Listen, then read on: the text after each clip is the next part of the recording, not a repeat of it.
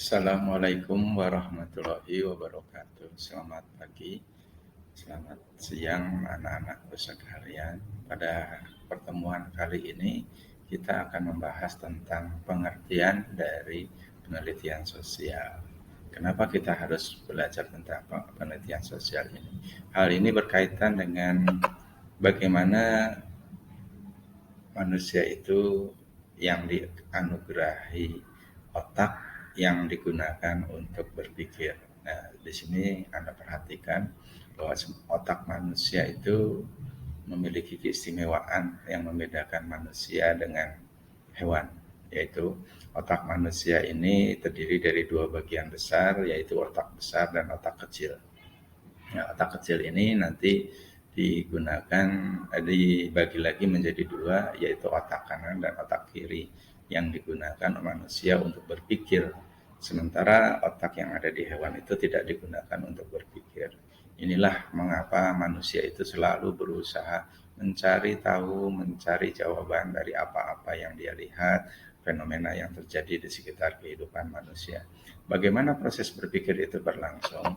Proses berpikir itu berlangsung bisa terjadi dengan dua metode seperti ini. Yang pertama adalah metode berpikir deduksi, yaitu metode berpikir yang menggunakan hal-hal umum untuk menyimpulkan atau mencari tahu mengenai hal-hal yang sifatnya khusus.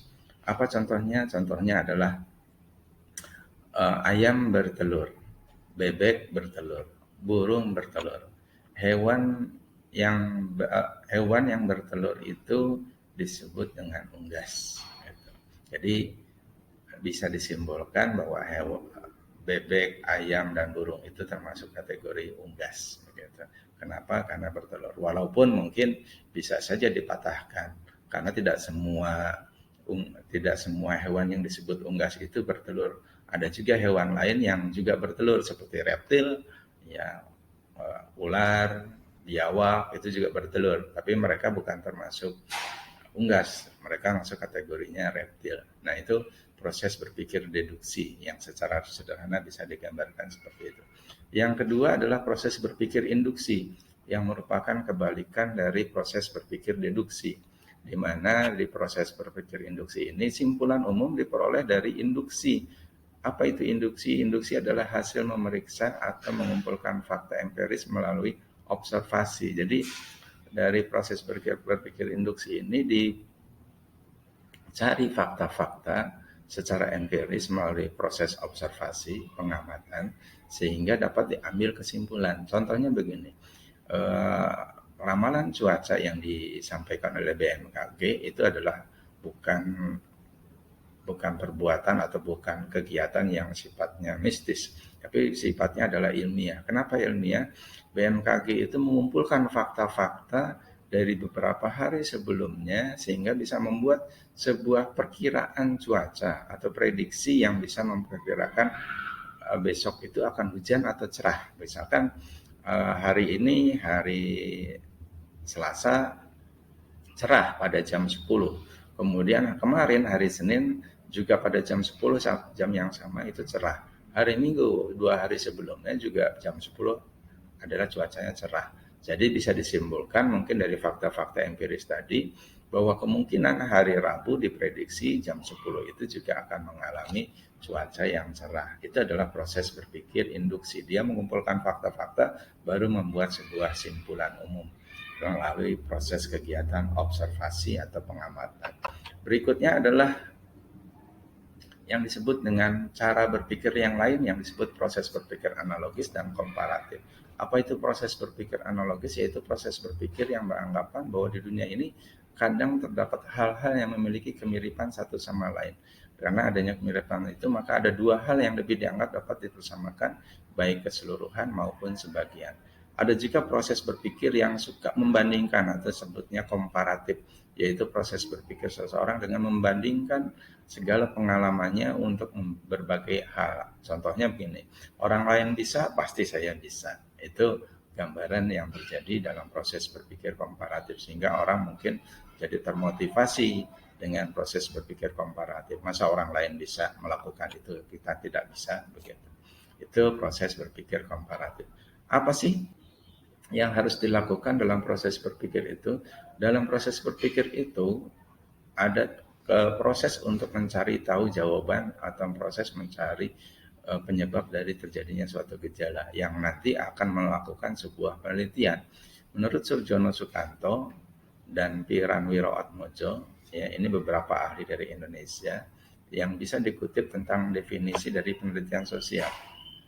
Penelitian adalah menurut Piran Wiroatmojo usaha untuk menemukan ilmu pengetahuan yang baru, mencari pemecahan masalah atau membuktikan suatu anggapan atau teori.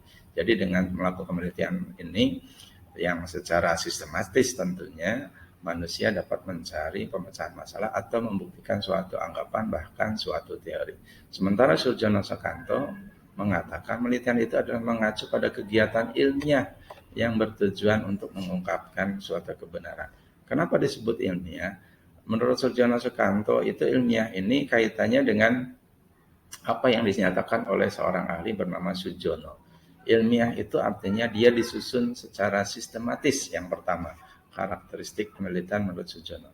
Artinya sistematis itu bahasannya tersusun secara teratur. Ibarat abjad itu tersusun dari A sampai dengan Z, beraturan menurut sebuah sistem yang berlaku. Ya. Kemudian yang kedua, penelitian itu dilakukan dengan cara logis, masuk akal, benar menurut penalaran. Yang ketiga, penelitian itu bersifat empiris yang diperoleh dari pengalaman, penemuan, atau pengamatan yang dialami oleh manusia itu sendiri yang melakukan penelitian. Yang keempat adalah metodis, artinya sesuai dengan metode kebenaran yang diakui oleh penalaran, apakah tadi proses berpikir induksi atau proses berpikir deduksi. Yang kelima adalah umum, yaitu meliputi keseluruhan dan tidak hanya menyangkut hal-hal yang sifatnya khusus saja. Dan terakhir yang keenam adalah akumulatif, artinya bertambah, makin berkembang dan dinamis. Jadi penelitian itu semakin tahun akan terus semakin bertambah perkembangannya.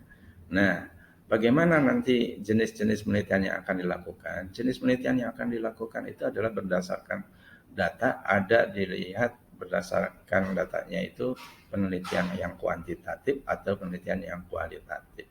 Apa itu penelitian kuantitatif? Yaitu penelitian dengan suatu penelitian yang datanya dapat diukur. Contohnya adalah besarnya penghasilan, frekuensi perilaku, dan sebagainya. Di mana penelitian ini dapat berupa deskripsi statistik atau studi korelasi hubungan sebab akibat antara beberapa data yang diperolehnya. Misalkan apakah besarnya penghasilan itu berpengaruh terhadap tingkat belanja seseorang baik online ataupun offline, itu bisa dijadikan penelitian kuantitatif karena dia menentukan berdasarkan angka. Mungkin saja orang yang berpenghasilan 3 juta belanja online atau offline-nya bisa dibatasi. Tapi kalau yang penghasilannya lebih dari 10 juta atau 20 juta bisa kelihatan nanti mungkin belanjanya lebih banyak atau lebih besar dibandingkan yang penghasilannya kecil. Yang kedua adalah pendekatan kualitatif, yaitu pendekatan dari suatu penelitian yang mengutamakan kualitas datanya, di mana data ini dikumpulkan kemudian dicari informasi atau keterangannya secara terperinci mengenai objek yang akan diteliti, serta penelitian ini tidak berfungsi untuk menguji teori, hanya untuk menemukan teori-teori yang berkaitan dengan apa yang menjadi objek kajian penelitian tersebut. Nah, itu saja mungkin yang bisa disampaikan tentang materi kita hari ini, yaitu tentang penelitian sosial. Silakan nanti Anda kelas 10 tugas mandirinya adalah dengan mengklik dan atau mengetik di Google Chrome-nya lembar kerja penelitian sosial. Semoga dengan ini Anda bisa menambah wawasannya ya. Diklik bit.ly LKPD penelitian 10, kemudian setelah selesai klik finish, kemudian tulis data pribadi Anda dan isikan tujuan dan serta kirim ke gurusosiologi@gmail.com. Terima kasih. Wassalamualaikum warahmatullahi wabarakatuh.